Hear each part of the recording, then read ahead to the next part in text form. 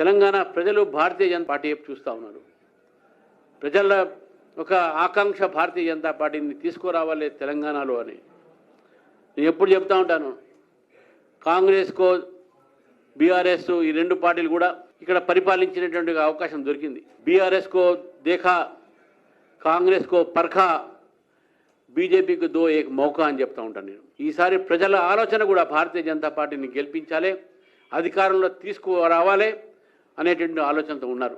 నేను ముఖ్యమంత్రి రేవంత్ రెడ్డి గారిని ఈ యొక్క రోజు ఉత్తరం రాశాను. వారు చేసినటువంటి ఒక వాగ్దానాలు గతంలో ఎన్నికల సమయంలో మేనిఫెస్టో తీసుకొచ్చి ప్రజలను తప్పుదారు పట్టించి ప్రజలకు అనేకమైన వాగ్దానాలు చేసి, రైతులకు వాగ్దానం చేసి, విద్యార్థులకు వాగ్దానం చేసి, 6 గ్యారంటీలు చెప్పి 420 వాగ్దానాలు చేసి ఏం చేసింది ఈరోజు ఈ కాంగ్రెస్ ప్రభుత్వం అని చెప్పేసి నేను ప్రజలు ముందు ఈ యొక్క ప్రభుత్వాన్ని అడుగుతున్నాను. కాంగ్రెస్ పార్టీ చేసినటువంటి ఒక వాగ్దానంలో రైతులకు రుణమాఫీ అన్నారు.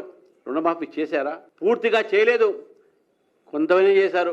దాదాపు 2 సంవత్సరాలు అయినటువంటి ఈ ప్రభుత్వము ఇప్పటి వరకు చేసింది ఏంది అని అంటే, ప్రజల ముందు వచ్చి మీడియాకు ముందు వచ్చి నా దగ్గర డబ్బులు లేవు, ప్రభుత్వం బికారీ అయిపోయింది, భిక్షం అడుక్కునే పరిస్థితి ఉంది, మీరే చెప్పండి, మీ యొక్క ఉద్యోగస్తులకు జీతాలు ఇచ్చే పరిస్థితి కూడా ఈ ప్రభుత్వానికి లేదని చెప్పి ప్రజల ముందు సిగ్గు లేకుండా ఏడ్చేటటువంటి ఒక ప్రభుత్వం ఇది. మరి మీకు తెలిసినప్పుడు మీరు వాగ్దానాలు చేశారు అంటే మీరు మోసం చేసినట్టు. ప్రజలకు మోసం చేశారు, రైతుల్ని మోసం చేశారు.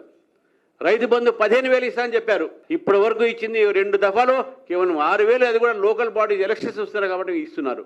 రైతులని మీరు మోసం చేస్తే, ఈ దేశంలో రైతులను మోసం చేస్తే ఉసురు తగ్గుతున్న విషయాన్ని మీరు గుర్తుపెట్టుకోవాలి. అది కూడా ఈ సర్పంచ్ ఎలక్షన్స్, ఈ లోకల్ బాడీ ఎలక్షన్స్ ఉన్నాయి కాబట్టి అది కూడా ఇవ్వడం జరిగింది. లేకుండా అది కూడా ఎగ్గొట్టేటటువంటి ఆలోచన మీకు ఉంటుంది. ఈరోజు కొత్త నాటకం పెడుతున్నారు. బీజేపీ పెరుగుతున్నటువంటి సమయంలో ప్రజలకు తప్పుదారి పట్టిస్తూ ఉన్నారు.